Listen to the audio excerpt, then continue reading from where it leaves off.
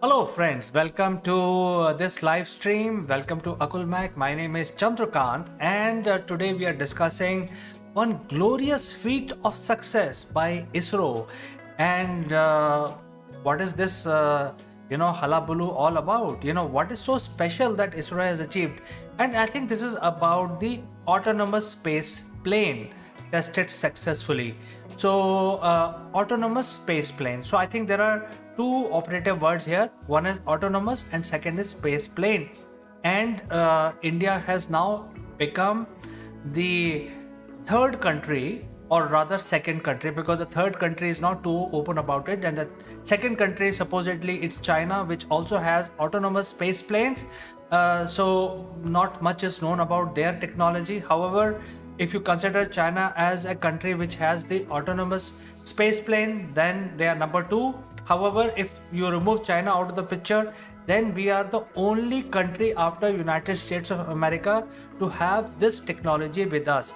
So since we are talking about autonomous space plane, let us understand what is this space plane is all about. Well, space plane we have been seeing all our life. In fact, space shuttle is a great example of a space plane.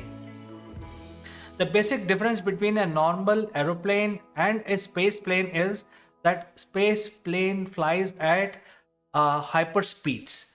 Hyperspeeds are 5 times the speed of sound or more. So the starting point for hyperspeed is at least 5 Mach or more, because the space shuttle, for example, has to fly at very high speed. When it is in orbit, it is actually at the speed which is 25 times the speed of a bullet.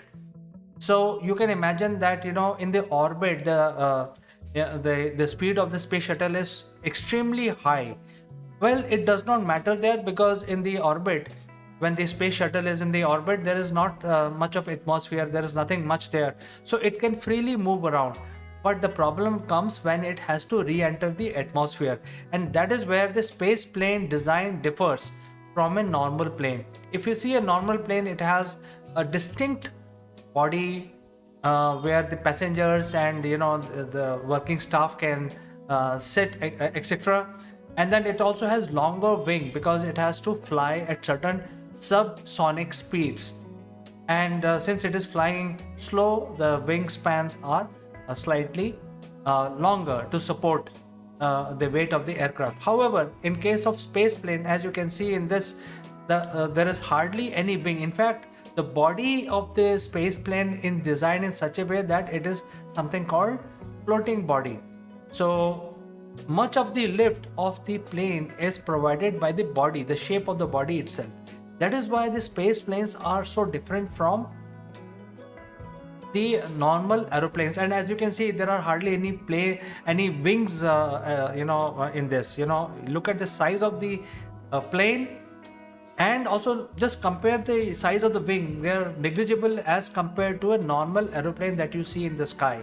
So that is where it differs. Space plane is a totally different technology, a totally different beast, and India has now tested their autonomous space plane. So what are the autonomous space planes? Autonomous, basically, that is the keyword here, is that there is nobody flying the space plane. That is, the space plane has onboard computer which can actually calculate what it has to do. It has to maneuver through atmosphere or through space.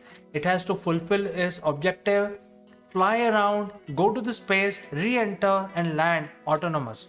Now, when we say autonomous, it is really autonomous. That means completely controlled by an onboard computer using some software or an AI. It is not a drone. So if you talk about a drone, autonomous space planes are different from a drone space plane, because drone is controlled by a human pilot which is sitting on the ground. Whereas autonomous, when we talk about autonomous, that is really a great thing, because here you are actually bringing a technology which will control various aspects of the flight, starting from taking off, going into the space, doing their maneuvers into the space, performing experiments, finishing their tasks, and return to Earth completely in a autonomous manner. That means no intervention required. There is no human intervention required except monitoring the various parameters of your software. So this is a great feat. That is why I wanted to come online live with you and talk about that. It is not something like a simple plane that has been launched and so what if ISRO has tested one more thing. This is so special because this is completely autonomous. And when it comes to the ISRO aeroplane, then there are one of the lightest one. In fact, the weight of the ISRO plane is supposed to be less than or equal to an SUV, which you have a normal SUV car, which is like 2 to 3 tons. So in a mere 2 to 3 tons, ISRO has been able to develop a autonomous space plane which will have the capability to fly to space, perform maneuvers, perform experiments, and return back to Earth using the self-controlled devices which are fitted into the aeroplane. Now, as I talked in the beginning, who else has this technology? So, US has the technology, obviously. NASA has been doing a lot of tests, and we do not know exactly why the US, or what are the experiments or what are the activities that US autonomous space planes are performing, because those projects are kept secret. It is not revealed to the general public. However, China also is also supposed to have this space plane, but nothing much is known about the Chinese space plane. People don't know too much about them, and therefore we have very little knowledge of what China is doing with their space plane. Sort of secret or some sort of a covert mission they must be performing, and people don't even know. In fact, they have not even officially announced that they have this technology.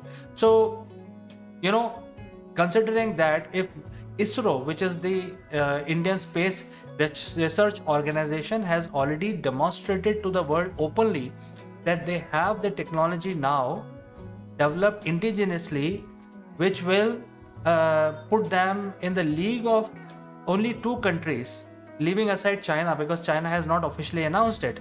So US and India, they are the only 2 countries which have this technology, where the autonomous space planes are developed and also demonstrated. Now let's talk about why this is a big deal. This is a big deal because the space program is now gaining a lot of momentum. In fact, people are saying that the space is the next frontier, and if you keep flying rockets into the space, then it is not going to be viable ever, because the cost of launch is actually very, very high. So you need a technology, you need a system which can actually allow reusability of your space launch components, and more the reusability, lesser the cost for each space flight. Therefore, autonomous space planes, which are autonomous in the first place, they can go into space, perform their experiment, and return, and then they are ready to go after 1 or 2 days, or after a week at the most. So reusability is a big component of the autonomous space plane, and then you don't need too much of manpower to control these kind of space vehicles. So that is why it is so amazing, and it is earth shattering, and India being the second country in the world to demonstrate this technology, because that is where the future is.